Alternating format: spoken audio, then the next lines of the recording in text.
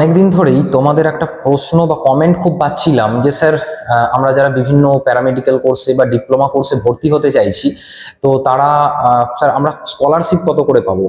মানে আমার বিভিন্ন স্টুডেন্টস যারা আমার কাছে জেনপাসে প্রিপারেশন নিচ্ছে বা ধরো অন্যান্য ক্ষেত্রে আমার ইউটিউব চ্যানেলেও এইরকম কমেন্ট কিন্তু প্রচুর এসেছে। তো ভাবলাম যে এই ধারণাটা তোমাদেরকে একটু ক্লিয়ার করে দিই, কারণ অনেকের মধ্যে একটা কনফিউশন হচ্ছে যে 18,000 60,000 এই ব্যাপারগুলো কি, মানে কোনটা সঠিক, এই বিষয়ে অনেকেরই একটু কনফিউশন হচ্ছে। তো আমি একটু প্রথমেই ক্লিয়ার করে দিই। দেখো, তুমি যদি ডিপ্লোমা কোর্সের জন্য অ্যাডমিশন নাও, তাহলে মানে অবশ্যই এগুলো আমি সরকারি অ্যাপ্রুভড কোর্সগুলোর কথা বলছি।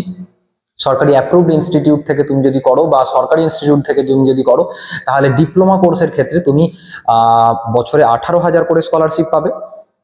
এবং তোমার প্যারামেডিক্যাল কোর্সগুলোর ক্ষেত্রে, ব্যাচেলার কোর্সগুলোর ক্ষেত্রে তুমি কিন্তু বছরে 60,000 করে স্কলারশিপ পাবে, যদি তোমার এইচএসে 60% নাম্বার কিন্তু থাকে।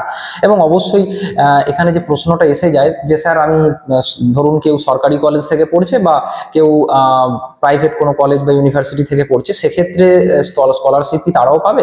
উত্তর হচ্ছে হ্যাঁ। তুমি সরকারি জায়গা থেকে, সরকারি ইনস্টিটিউট থেকেও পড়ো বা প্রাইভেট কলেজ বা ইনস্টিটিউট থেকেও পড়ো, সেক্ষেত্রে তোমার স্কলারশিপ অ্যামাউন্ট কিন্তু সেমই থাকবে। আমি এটা স্বামী বিবেকানন্দ স্কলারশিপের কথা বলছি। তো তুমি বছরে 60,000 করে স্কলারশিপ পাবে, প্রোভাইডেড তোমাকে কিন্তু প্রথমবার তোমার যদি ধরো এইচএস এর নাম্বারটা তো তুমি জানো এখন যে তোমার 60%-এর ওপর হলে তুমি কিন্তু এখনই মানে প্রথমেই কিছুদিন বাদে তুমি হচ্ছে 60,000 স্কলারশিপ পাবে। এবং তারপর ফার্স্ট ইয়ারের পরীক্ষার পর তুমি যদি 60% নাম্বার রাখতে চাও বা ফার্স্ট ইয়ারের সেমিস্টারগুলোর পরীক্ষার পর তুমি যদি 60% নাম্বার রাখতে পারো, তাহলে সেক্ষেত্রে সেটা পরবর্তী বছরে রিনিউ হয়ে যাবে। তাহলে প্যারামেডিক্যাল কোর্সের জন্য কিন্তু স্কলারশিপ বর্তমানে 60,000 টাকা, এটা কিন্তু 18,000 টাকা নয়। 18,000 টাকা কিন্তু এটা ডিপ্লোমা কোর্সের ক্ষেত্রে। এবার আরো একটা কথা আমি বলবো যে আরো কিছু জনের কনফিউশন আছে। ধরো এমন তো আছে কিছু জন যারা কোনো কারণে এইচএস এর রেজাল্টটা ধরো তোমাদের কোনো কারণে একটু খারাপ হয়ে গেছে, বা তুমি যতটা আশা করেছিলে ততটা হয়নি। সেক্ষেত্রে যদি তোমার 60%-এর কম নাম্বার থাকে, তাহলে সেক্ষেত্রে তুমি কিন্তু ওএসসি স্কলারশিপের জন্য অ্যাপ্লাই করতে পারো। আমি একটু আগে যে স্কলারশিপটা বললাম, এটা হচ্ছে স্বামী বিবেকানন্দ স্কলারশিপ। এটার জন্য কিন্তু 60% নাম্বার তোমাকে রাখতে হবে, বা এই স্কলারশিপ রিনিউ এর ক্ষেত্রেও তোমাকে মানে প্রতি বছরে 60% নাম্বার কিন্তু তোমাকে রাখতে হবে।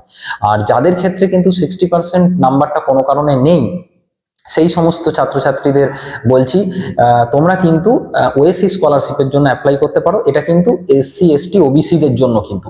আর স্বামী বিবেকানন্দ যে স্কলারশিপটার কথা বলছি, প্যারামেডিক্যাল কোর্সের যে কোনো কোর্সের জন্য তুমি 60,000 করে স্কলারশিপ পাবে। এটা কিন্তু জেনারেল, এসসি এসটি ওবিসি সবার জন্য।